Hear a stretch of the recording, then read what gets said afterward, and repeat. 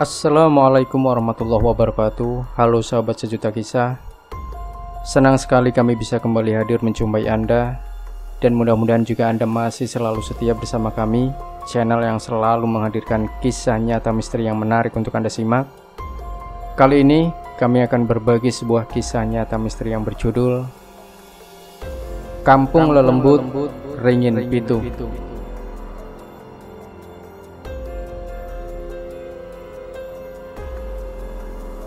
Pak, Bu, tolong! Teriakku dengan berjalan cepat ke arah kerumunan orang yang saat itu kulihat di tempat tersebut. Namun anehnya, bukannya menjawab teriakanku. Mereka semua hanya diam, dengan tidak sekalipun menghiraukanku yang saat itu memang sedang dalam keadaan kebingungan. Dan karena kurasa teriakanku yang saat itu tidak didengar oleh mereka, aku pun akhirnya mempercepat langkahku agar aku segera sampai di kerumunan orang-orang tersebut, agar aku bisa segera mendapatkan bantuan, pikirku. Langkah demi langkah, malam itu kutapaki dengan penuh rasa ketakutan yang sangat luar biasa. Suara gending Jawa yang terdengar lirih, ditambah bau bunga sedap malam yang juga tercium dengan sangat kuat, seolah-olah sudah menjadi tanda jika aku memang tidak seharusnya berada di tempat tersebut. Dan singkat cerita, setelah aku sampai di kerumunan orang-orang yang kulihat tersebut, aku pun seketika menyapa salah satu orang yang ada di tempat tersebut, seraya memberi tanda jika aku sedang membutuhkan bantuan. Pak, Bu, tolong! Ucapku sambil menepuk pundak salah satu bapak-bapak tua yang malam itu berdiri di pinggir kerumunan orang-orang, yang aku pun juga tidak tahu apa yang sebenarnya mereka lakukan. Malam itu di perkampungan tersebut, aku melihat ada banyak orang yang sedang berkerumun. Tapi anehnya, tidak ada satupun dari mereka yang bersuara. Semuanya diam dengan sesekali menggeleng-gelengkan kepalanya. Sepertinya mereka semua sedang menikmati suara alunan musik Jawa yang di situ aku pun juga mendengarnya dengan sangat jelas. Namun anehnya, ketika aku masih berusaha mencari bantuan di tempat tersebut, tiba-tiba pandanganku teralihkan ke beberapa orang yang ada di tempat tersebut. Bagaimana tidak, malam itu aku melihat dengan mata kepalaku sendiri, hampir separuh dari orang yang ada di tempat tersebut ternyata memiliki wajah yang rata dengan tidak adanya mata, hidung, dan mulut yang terlihat ada. Mereka semua sama, bertelanjang dada meskipun itu pria dan wanita. Mengetahui hal itu, jantungku pun seketika berdetak kencang dengan perasaan yang sudah sangat ketakutan tidak karu-karuan. Karena kurasa tempat tersebut sangat berbahaya. Akhirnya, aku pun seketika berlari ke arah ujung kampung tersebut dengan tidak lagi berani kembali menoleh ke arah orang-orang yang sebelumnya kulihat tersebut. Dan setelah keluar dari area perkampungan tersebut, aku pun akhirnya terus berlari entah kemana. Meskipun malam itu aku tidak terlihat adanya jalan di depan mata, yang ada waktu itu hanyalah kegelapan dan pepohonan yang terkadang menghalangi ketika aku berlari menyelamatkan diri. Singkat cerita, setelah beberapa lama aku berlari, tiba-tiba aku mendengar suara adzan. Yang kuduga kuat suara adzan tersebut adalah suara adzan subuh. Dan setelah mengikuti sumber suara adzan tersebut, akhirnya aku pun tiba-tiba sampai di sebuah sumber air yang berada tidak jauh dari pintu masuk desaku. Mengetahui hal itu, aku pun seketika lega dan terus berjalan masuk ke arah desaku dan langsung menuju rumahku yang memang terletak berada di tengah-tengah desaku waktu itu. Sesampainya aku di rumahku, aku pun seketika bersyukur karena aku berhasil keluar dari tempat yang kuduga kuat adalah sebuah perkampungan yang dihuni oleh makhluk tak kasat mata. Dan sejak saat itu, aku pun tidak berani lagi bertemu dengan orang baru. Kini aktivitasku di desa itu hanyalah mengajar dengan tidak pernah sekalipun keluar dari rumahku jika memang benar-benar tidak ada perlu. Hal itulah yang akhirnya membuat aku sama sekali tidak terlalu mengenal orang yang ada di sekitarku. Meskipun waktu itu aku pun tahu, aku adalah pendatang baru yang masih belum lama tinggal di desa itu. Dan singkat cerita, waktu pun berlalu begitu saja. Hari ini adalah beberapa tahun sejak kejadian waktu itu. Pagi itu seperti biasanya, setelah semua persiapanku telah siap, aku pun berangkat menuju sekolah dasar yang ada di desa ini untuk melanjutkan aktivitasku. Namun anehnya, setelah aku sampai di sekolah pagi itu, tiba-tiba aku melihat ada beberapa wali murid yang terlihat sedang mengobrol dengan kepala sekolahku, seolah-olah sedang membahas sesuatu. "Ada apa sih, Bu? Kok banyak sekali wali murid di ruangan Pak Ilham?" Tanya aku ke salah satu rekanku yang saat itu berada di ruangan guru bersamaku. "Rama hilang, Bu. Sudah 2 hari nggak pulang," jawab rekanku singkat. "Loh, kok bisa, Bu? Terus gimana?" "Rama itu murid kelas 6 kan, Bu?" imbuhku. "Iya, Bu. Saya juga nggak tahu tuh gimana. Tapi kata Bu Dewi, terakhir dia lihat Rama masih main di sekitar pos ronda," jawab rekanku. "Pos ronda yang ada di ujung desa itu, Bu," sahutku. "Iya, Bu. Ya sudah ya, aku mau ngajar dulu. Kamu ada jadwal jam berapa?" sahut rekanku sambil berjalan pergi meninggalkanku. "Habis ini, Bu. Jam 7.15 menit," sahutku sambil ikut keluar dan menuju ke arah ruang kepala sekolahku agar aku bisa mendengar lebih jelas lagi tentang hilangnya Rama yang ku tahu dia adalah salah satu murid yang ada di sekolahku. "Iya, Bu, yang sabar ya. Saya juga nggak tahu harus gimana. Soalnya di sini teman-teman Rama juga nggak tahu dia kemana," ucap kepala sekolahku yang saat itu terdengar lirih di tengah-tengah suara riuh ramai murid yang ada di sekolahku pagi itu. Dan kurasa semua itu bukanlah urusanku. Akhirnya aku pun mencoba tidak menghiraukannya dan segera masuk ke dalam kelasku untuk memulai pelajaranku. Singkat cerita, pagi itu pun berlalu begitu saja. Siang harinya, ketika aku pulang dari mengajar, aku pun seperti biasanya kembali menuju rumahku dengan berjalan kaki. Karena waktu itu kendaraan bermotor memang jarang kujumpai di desa ini. Namun anehnya, di tengah-tengah aku berjalan pulang, siang itu aku kembali melihat ada beberapa warga yang terlihat sedang duduk-duduk dan sedang membicarakan tentang kehilangan Rama. Kasihan anak itu. Kedua orang tuanya sudah meninggal, tinggal bersama neneknya, dan sekarang dia malah menghilang. Gimana ya nasib Mbok Lin? Pasti sangat sedih ditinggal cucu satu-satunya, ucap salah satu warga yang kudengar saat itu. Karena aku semakin penasaran dengan semua itu, akhirnya aku pun mampir ke rumah salah satu warga tersebut dengan maksud ingin mengetahui lebih jelas tentang hilangnya Rama. "Rama hilang mulai kapan ya, Bu?" ucapku tanpa basa-basi sambil ikut duduk bersama ibu-ibu tersebut. "Oh, Bu Linda toh? Iya, Bu. Jadi Rama hilang itu katanya sudah 2 hari yang lalu. Tapi sebelum menghilang, ada yang mengaku sempat melihat Rama bermain di area pos ronda yang ada di ujung jalan," ucap ibu-ibu tersebut jelas. "Loh, kok nggak dicari, Bu, sama perangkat desa atau sama RT RW? Kan kasihan," sahutku. "Ini masih proses pencarian, Bu, tapi belum ada hasilnya. Katanya kemungkinannya Rama masuk hutan dan tersesat. Jadi pencarian dilakukan hanya di area hutan saja, Bu," sahut ibu-ibu tersebut. "Jadi kasus ini nggak dilaporkan ke polisi dan tim SAR gitu ya, Bu?" imbuhku. "Enggak, Bu.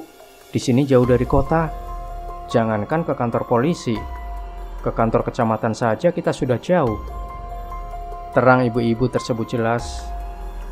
Mengetahui hal itu, aku pun akhirnya berpamitan pergi sambil terus memikirkan keadaan Rama.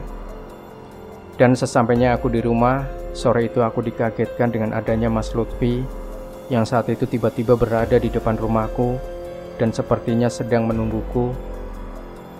Mas Lutfi adalah salah satu warga desa yang tinggal tidak jauh dari rumahku. Ada apa ya mas? Ucapku. Bu Linda, saya mau tanya sesuatu. Jawab Mas Lutfi dengan raut wajah yang terlihat lesu. Oh ya, silakan masuk mas. Maaf saya baru pulang ajar, sahutku santai. Dan setelah kami berdua duduk di dalam rumahku, akhirnya Mas Lutfi pun mulai menceritakan maksud dan tujuannya datang ke rumahku. Bu Linda sudah tahu kalau salah satu murid ibu yang bernama Rama telah menghilang dari beberapa hari yang lalu. Ucap Mas Lutfi memulai percakapan. Iya mas, kenapa ya? Sahutku. Dia sepertinya hilang di sekitar hutan sebelah desa ini, Bu. Saya dan beberapa warga sudah menyisir area hutan tersebut, tapi tidak membuahkan hasil. Mungkin di sini Bu Linda bisa sedikit membantu kami jika Bu Linda berkenan. Terang Mas Lutfi menambahkan. Loh, apa hubungannya dengan saya, Mas? Saya kan di sini pendatang. Saya bukan orang asli sini loh, Mas. Jadi saya tidak tahu menahu tentang seluk-beluk hutan yang ada di desa ini. Masnya sepertinya salah orang. Kenapa nggak minta bantuan tim SAR, kecamatan, atau ke polisi saja sih mas? Jawabku tegas. Ini masih diupayakan bu. Besok kalau kami tidak berhasil menemukan Rama, baru kami akan buat laporan ke tingkat kecamatan. Karena masalahnya ada yang mengaku melihat Rama pergi dengan seseorang ke arah hutan. Jadi dugaan kami sementara Rama ini tidak hilang. Ucap Mas Lutfi. Oh gitu ya mas, sahutku. Ibu tahu ringin pitu? Ucap Mas Lutfi tiba-tiba. Mendengar hal itu, aku pun seketika terkejut bukan main. Karena menurut sepengetahuanku, hanya akulah yang tahu tentang tempat tersebut. Karena seingatku, aku tidak pernah menceritakan tentang kejadian waktu itu kepada siapapun. Hah? Mas Lutfi tahu ringin pitu? Sahutku kaget. Saya dulu juga pernah hilang di situ, Bu. Tapi sayangnya saya lupa detailnya. Karena waktu itu saya tersadar, tiba-tiba sudah berada di rumah dengan bantuan orang tua dan beberapa warga. Ucap Mas Lutfi jelas. Kampung Lelembut Ringin Pitu. Ucapku dengan kembali mengingat kejadian waktu itu. Iya, Bu.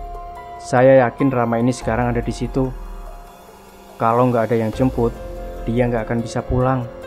Dia masih kecil, kasihan. Dia yatim piatu. Di rumah dia tinggal hanya dengan neneknya. Kalau ibu tidak keberatan, besok pagi, ayo ikut dengan saya ke hutan tersebut mencari Rama. Ajak Mas Lutfi. Baik mas, saya bantu. Jawabku mantap dengan tidak ada sedikit pun ragu di pikiranku. Terima kasih bu. Besok pagi saya kesini lagi ya bu. Kita berangkat bareng warga yang lain. Ucap Mas Lutfi sambil berpamitan pergi. Mas Lutfi tahu dari mana saya tahu tempat itu?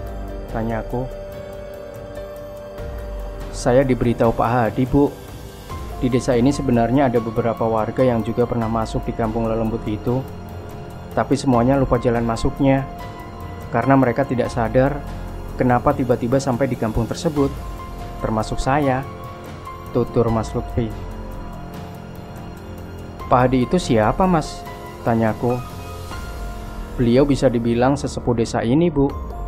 Tapi karena beliau lumpuh, beliau jadi tidak bisa membantu banyak dalam pencarian ini. Entah dari mana beliau tahu. Menurut penuturan beliau kemarin, terakhir yang masuk ke Ringin Pitu adalah salah satu warga desa. Dia pendatang baru dan dia bisa keluar dengan selamat. Dan karena menurut saya pendatang baru di sini hanyalah ibu.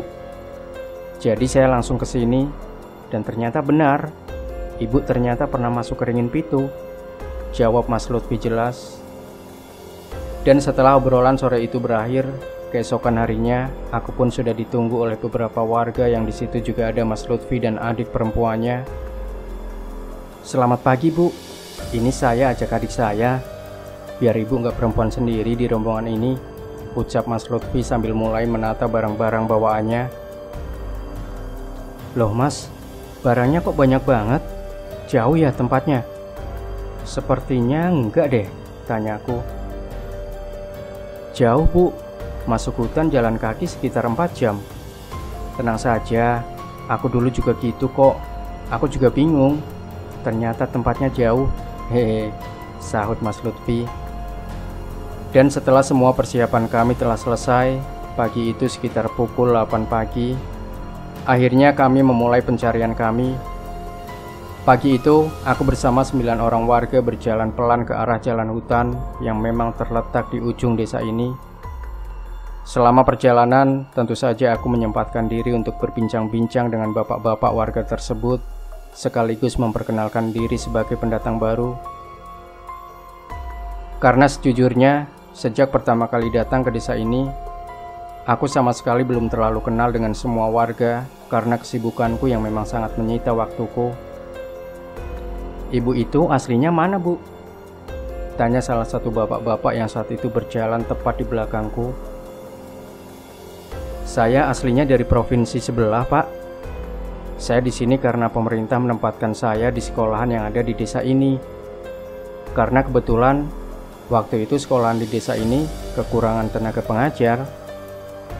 Dan Pak Prapto, pemilik rumah yang saya kontrak, beliau adalah rekan kerja ayah saya. Ucapku jelas. Ya, ibu ini gurunya anak saya, namanya Bu Linda, sahut bapak-bapak lain. Iya Pak, hehe, salam kenal ya Pak. Sepertinya saya di desa ini akan lama, jawabku sopan. Dulu kok bisa masuk Ringin Pitu, gimana ceritanya Bu? Imbuh bapak-bapak yang ada di depanku. Nggak tahu ya Pak. Kejadian itu terjadi ketika saya masih pertama kali tinggal di sini dan belum kenal siapa-siapa. Yang saya kenal waktu itu hanya pemilik kontrakan dan teman-teman seprofesi saya saja, yang ternyata mereka kebanyakan juga berasal dari luar desa. Sore itu ketika saya pulang dari ngajar, saya bertemu ibu-ibu Parubaya dan saya diajak mampir ke rumahnya. Gak taunya, tiba-tiba saya sudah sampai di kampung yang katanya kampung Lelembut tersebut, Pak. Tapi seingat saya, letak kampungnya deket kok dengan desa, gak sejauh ini, jawabku bingung. Mendengar hal itu, semua orang yang ada di dalam rombonganku pun seketika diam, sambil terus melangkahkan kakinya. Bu Linda ini sudah berkeluarga, ucap Mas Lutfi mengalihkan topik pembicaraan. Insya Allah bulan depan Mas saya menikah. Calon pasangan saya teman kuliah saya dulu di kota. Hehe.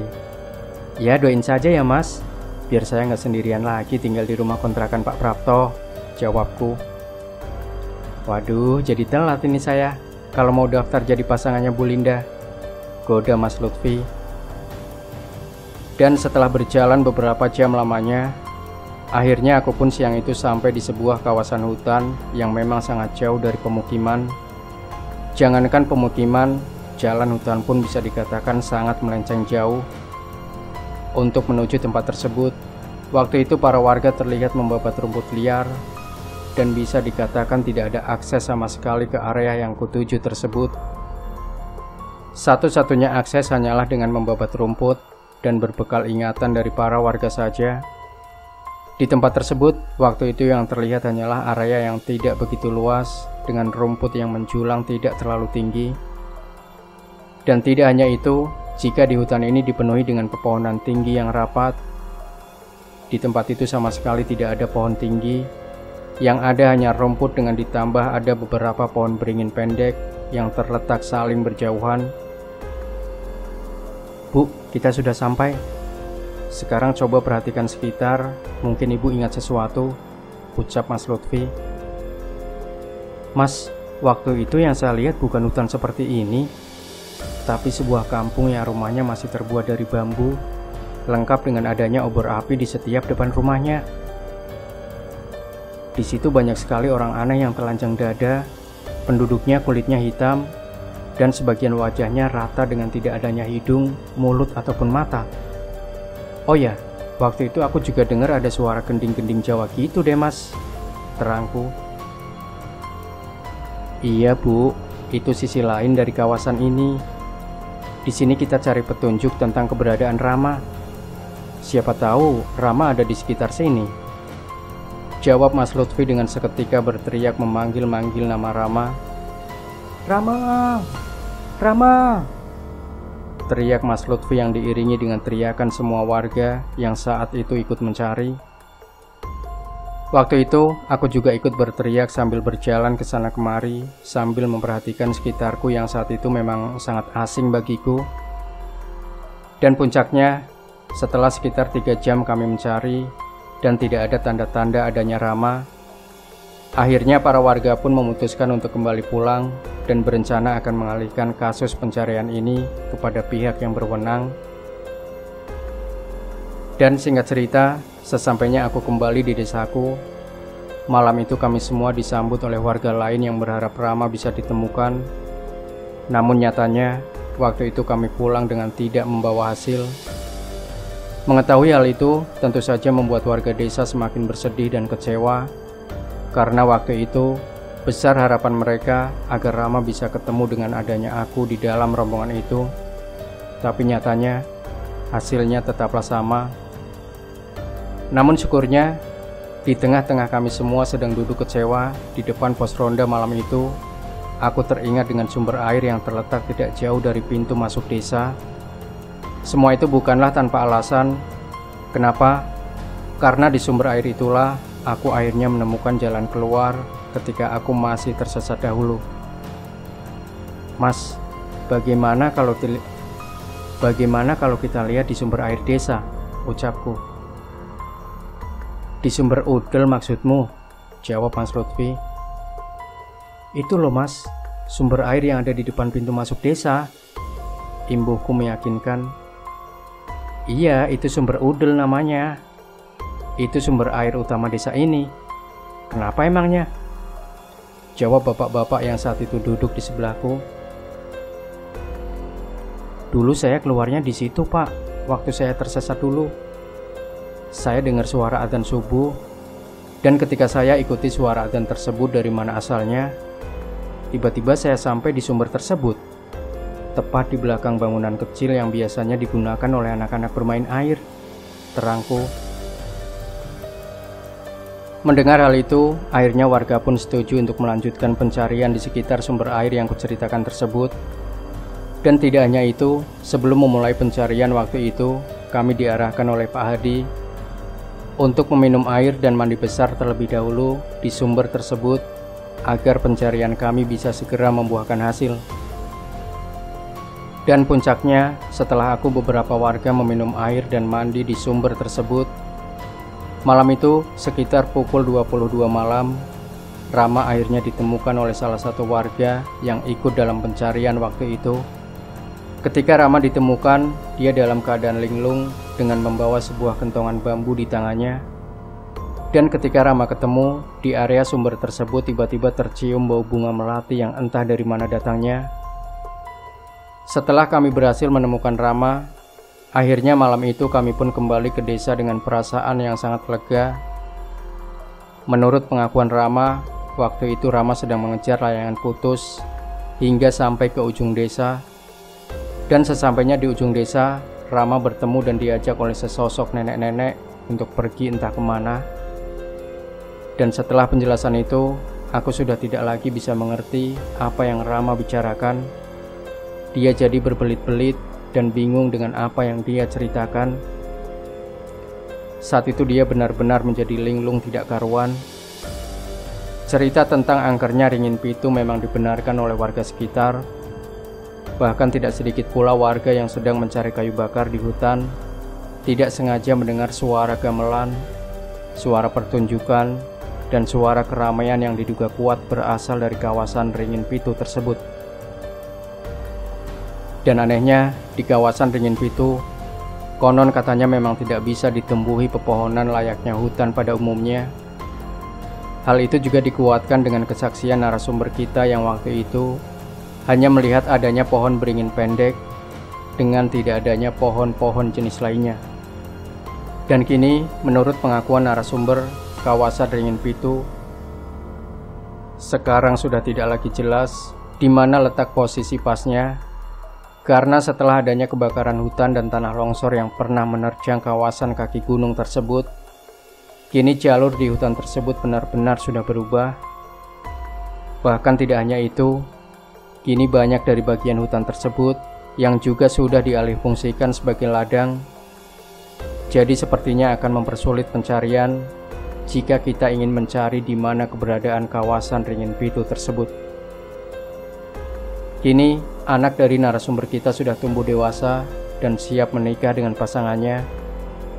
Hal itu juga menandakan jika cerita tentang hilangnya Rama waktu itu sudah terjadi beberapa puluh tahun lamanya. Akan tetapi, sampai detik ini, kami semua masih yakin jika Ringin Pitu dengan kampung lelembutnya masih ada, meskipun entah di mana letaknya. Demikian sahabat Sejuta Kisah, tinggalkan komentar Anda, like, share video ini, subscribe channel Sejuta Kisah, dan kembali nantikan cerita-cerita nyata horor terbaru dari kami selanjutnya. Sampai jumpa. Wassalamualaikum warahmatullahi wabarakatuh.